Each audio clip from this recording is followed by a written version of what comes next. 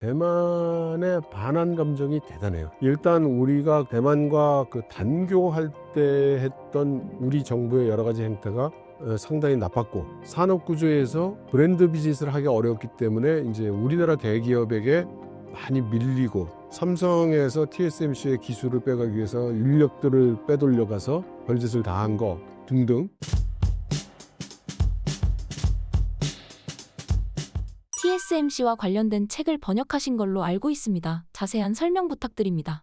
제가 금년에 타이완에 대한 여러 가지 호기심이 또 의문이 있어서 타이완에 대한 취재를 좀 계속하고 있습니다. 그래서 지금 한 달에 한 번꼴로 타이완을 방문해서 여러 인사들을 접촉하고 있는데, 황친용이라고 하는 타이완의 그 유명한 그 산업 잡지 디지타임즈의 그 우리식으로 하면 회장님이 되겠죠, 동사장이 있어요. 그 양반을 만나러 갔다가 강요당했습니다. 내가 이런 책을 4월 초에 영어판, 중국어판, 일본어판 3개국 언어판으로 나오는데 네가 한국어판을 번역해서 내도록 하여라. 이렇게 해서 제가 왜요? 막 이러다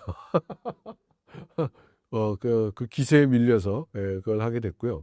그런데 이제 그 번역하는 과정에서 타이완의 현재 산업 구조에 대한 것을 좀 많이 알게 돼서 도움이 좀 됐습니다. 어떤 것이 굉장히 좀 특이했냐면, 첫째는 타이완이 인구가 2,200만이고 우리나라의 절반도 안 되죠. 그리고 우리가 생각할 때 타이완의 산업의 실력이라는 것이 아무래도 우리만 못하다, 우리 이렇게 생각하고 있습니다. 근데 작년 상반기인가에 타이완의 100대 기업의 시총이 우리나라 100대 기업 시총을 넘었었습니다. 그리고 지금 타이완의 주식시장에 있는 주가 총액, 우리나라의 주가 총액보다 더 큽니다. 얼마나 더 크냐? 2배 큽니다. 타이완의 주가 총액 규모가 우리나라 주가 총액 규모의 2배예요. 이런 나라를 우리가 의식을 못하고 있는 거죠. 그리고 그 타이완이 ICT 쪽 산업이 굉장히 발달을 해서 이게 전체 그 GDP의 한 65%를 차지한다고 해요. 그러니까 무슨 말이냐? 타이완이 ICT의 특히 제조 분야를 장악하고 있다는 겁니다. 물론 대표적으로 들 수 있는 게 TSMC 같은 게 될 수 있겠고, 미디어텍 같이 반도체 설계 회사도 나올 수 있겠고, 그다음 그 폭스콘처럼 애플을 만드는 이제 그런 전자 제조 업체도 우리가 들 수 있겠죠. 왜 우리가 타이완을 그렇게 잘 의식을 못하게 됐는가? 이걸 생각해 보면 근본적으로 큰 차이가 하나 있기 때문입니다. 우리나라는 브랜드 비즈니스를 하는 대기업이 많습니다. 그래서 어떤 제품을 보면 딱 브랜드가 붙어 있죠. 뭐 삼성, 뭐 LG, 뭐 현다이, 뭐 이렇게 붙어 있지 않습니까? 그래서 우리가 해외를 갈 때도 공항 같은 데서 우리 기업들의 브랜드를 보고, 또 길거리에 나와 있는 자동차에서 우리나라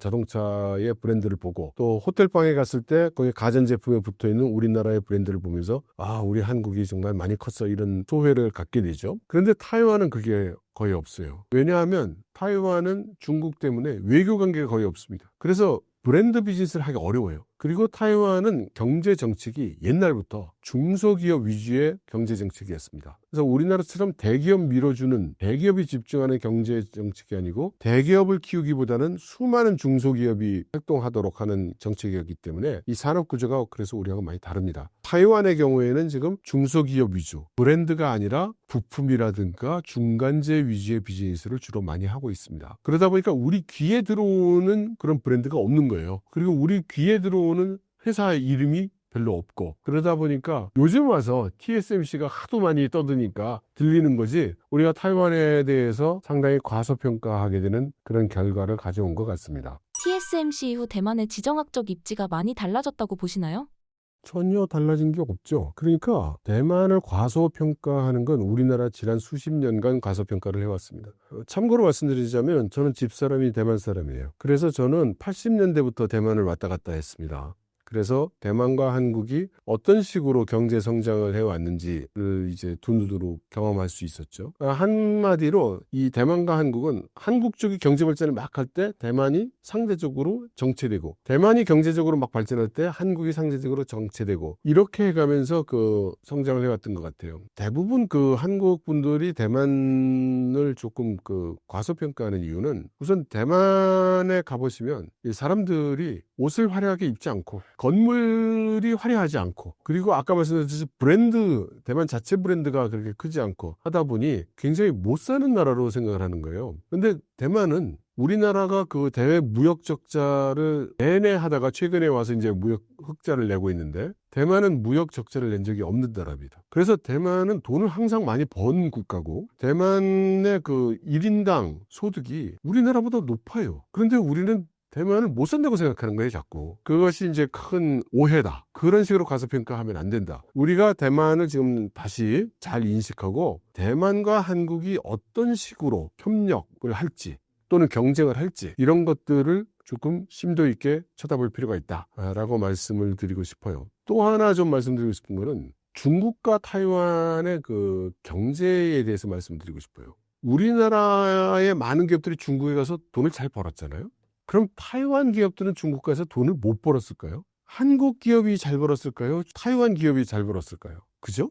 대충 생각해봐도 말도 통하고 뭐 인맥도 있고, 타이완 사람들이 중국 가서 기업 경영하기가 훨씬 더 수월했겠죠. 실제로 타이완 기업들이 중국에 가서 발전을 많이 했고 돈을 엄청 벌었습니다. 그리고 타이완 기업은 중국에서 상장도 할 수 있습니다. 상장한 기업들도 있고요. 그렇게 큰 돈을 벌었어요. 그런데 우리 귀에 안 들어오기 때문에 우리가 그것을 과소평가하고 있는 겁니다. 그래서 최근에 와서 이제 그 양안 관계가 굉장히 긴장이 되면서 다수의 타이완 기업들이 중국에서 철수해서 공장을 아세안 국가들, 베트남 같은 데로 이제 옮겨갔어요. 하지만 그 중에 또 일부는 타이완으로 돌아왔습니다. 타이완으로 공장을 다시 가져오거나 이렇게 한 기업들이 있어요. 그렇게 해서 최근에 이 리쇼어링, 미국으로 리쇼어링한 게 아니라 타이완으로 리쇼어링한 기업들이 중국 대륙에서 벌어서 가지고 온 돈이 대충 추정치가 340조 정도 된다고 합니다. 그런데 상당수는 또 타이완으로 돌아오지 않은 거거든요. 아세안이나 제3국에 가 있는 거란 말입니다. 그래서 정확한 숫자를 알 수가 없어요. 왜냐하면 기업인들이 중국 대륙 가서 얼마를 벌었다고 타이완 정부에다가 그 신고를 꼬박꼬박 안 하거든요. 세무 문제도 있고 하니까. 하지만 한 가지는 우리가 짐작할 수 있습니다. 우리 기업들이 번 돈보다 아마 훨씬 많은 돈을 타이완 기업들이 중국에서 벌었을 것이다. 예를 들면 트럼프 1기에 갑자기 그 중국에 대해서 무역전쟁을 일으켰을 때 중국에서 미국으로 수출을 가장 많이 하는 탑 10 기업이 있었어요. 그 중에 물론 이제 그 애플을 하고 있는 그런 게 있습니다. 삼성도 있었던 것 같은데, 그런데 그 탑 10 10개 회사 중에 4개가 대만 기업이었어요. 중국에서 미국으로 가장 수출을 많이 하는 기업 탑 10 중에 4개가 타이완 기업이었던 겁니다. 그럼 그 타이완 기업들을 우리가 아냐? 몰라요. 우린 들어본 적도 없어요. 그만큼 이제 타이완 기업들은 몸을 낮추고 조심조심 해가면서 중국에서 비즈니스를 해왔던 겁니다. 그 결과 여러 가지 원인이 겹치면서 우리는 타이완을 우리보다 못한 나라, 타이완의 기업이 우리 기업만 못한 기업, 타이완의 경제 수준이 우리 경제 수준보다 못하다, 타이완을 그렇게 낮추어 보는 이제 그런 상황이 발생했다고 보고요. 그런데 지금처럼 이제 그 미중 간의 갈등이 첨예화되고, 아까 말씀드린 것처럼 가장 불리한 국가 속에 우리가 지금 서 있는데, 지금 우리가 살 길을 찾기 위해서는 우리 주변 국가들하고 잘 국가 전략을 맞추고 협력을 도모해 봐야 될 것 같고요. 여기서 타이완이라는 존재가 또 상당히 그 유력한 존재로 유력한 호재가 될 수 있을 겁니다. 타이완에 있는 우리 기업인들이 타이완을 어떻게 부르냐면 중국 청정국가라고 부릅니다. 그러니까 타이완에서는 이 중국이 그렇게 타이완을 못 잡아먹어서 안달이잖아요. 그래서 중국 브랜드 제품을 거의 안 사요. 그건 무슨 얘기냐면 우리나라 기업이 타이완 시장에 갔을 때 일단 경쟁 대상 중에 중국 회사들이 없거나 아주 적다는 겁니다. 이것만 따져도 갑자기 홀가분해지지 않습니까? 이 사실을 우리 기업, 우리 산업에서 좀 많이 아시고 도모해 주시면 어떨까 싶어요. 대만 사람들이 한국에 대한 인식은 어떤가요? 참 좋은 질문입니다. 왜냐하면 대만의 반한 감정이 대단해요. 그건 뭐 하나하나 말씀드리려면 좀 한이 없는데 뭐 듣기 즐거운 이야기는 아니니까 여러 가지가 다 겹쳐서 그렇습니다. 일단 우리가 그 대만과 그 단교할 때 했던 우리 정부의 여러 가지 행태가 상당히 나빴고, 그 다음에 산업 구조에서 브랜드 비즈니스를 하기 어려웠기 때문에 이제 우리나라 대기업에게 많이 밀리고, 산업들이 거의 다 경쟁이었기 때문에 경쟁에서 관계에 있기 때문에 거기서 대만 사람들 입장에서는 그 국제적인 외교 관계가 없고 국력이 약하다 보니 기업으로서는 경쟁력이 충분히 있음에도 불구하고 한국 기업에 밀렸다. 이런 인식이 있고, 세 번째는 LCD 패널 같은 비즈니스에 대해서 미국이 그 반덤핑 조사 같은 걸 할 때 한국 기업들이 매우 비윤리적인 행동을 해서 대만 기업에 있는 기업인들이 뭐 감옥도 가서 몇 년씩 형을 살고 이런 결과를 준 거, 삼성에서 TSMC의 기술을 빼가기 위해서 인력들을 빼돌려가서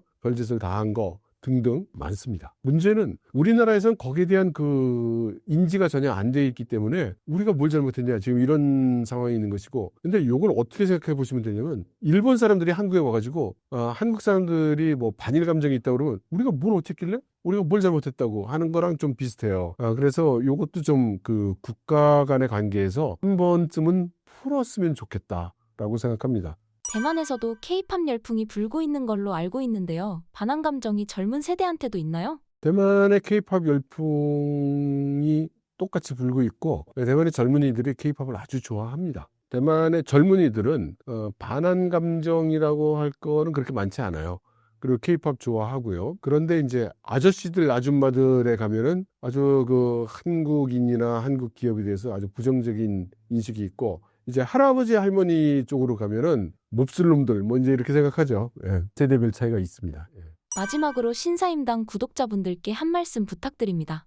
불효인식입니다. 요즘 하도 그 변화 막측하다 보니 오늘 이 자리를 나가면 또 무슨 뉴스가 우리를 놀라게 할까 뭐 이제 이런 식이죠. 더 이상 말씀을 드리지 않겠고요. 아무튼 어떤 의미로든 우리나라는 지금 굉장히 위기 상황에 있는 것이 사실이고, 그거에 비해서 우리 사회에서 위기로 받아들이는 정도가 너무 안일하다라고 생각을 합니다. 그래서 지금은 아까 말씀드린 대로 정부가 재구실을 못하고 있는 상황이니 각자 자기 자리에서라도 최선을 다해서 대응을 준비해야 되지 않나, 그런 말씀 드리고 싶습니다. 그리고 우리나라 경제 상황은 결코 녹록치 않은 IMF 때보다도 더 어려운 시기가 될 수도 있을 것 같아요. 그래서 모두들 경계하고 준비를 단단히 해야 될 것 같습니다. 여러분 모두 파이팅 하십시오.